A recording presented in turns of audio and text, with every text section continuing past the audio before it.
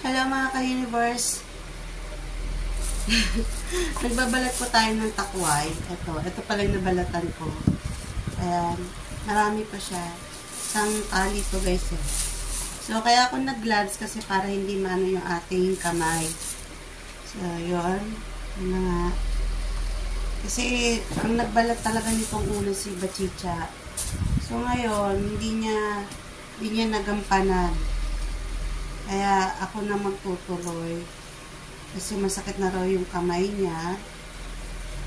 Kaya ito, mahirap talaga tong balatan guys. Pero masarap siya. Masarap to. Pag niluto mo, masarap. Kaya lang mabusisi. Mabusisi siyang balatan. Ganyan mo siya. Takway to guys, takway.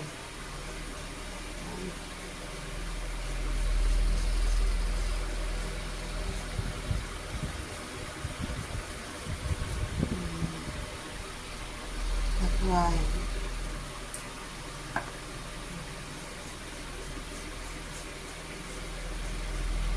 Ganyan siya magbalat. Tatanggalin niyo yung ganyan na siya. Kaya kailangan ang kutsilyo mo maliit lang. Ganyan siya.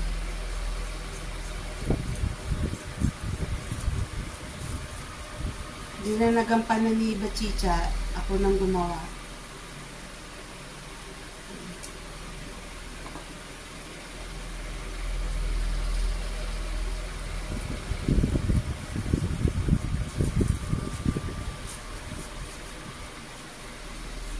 Ginagawa naman na siya. Kasi ano to eh, 2 tali.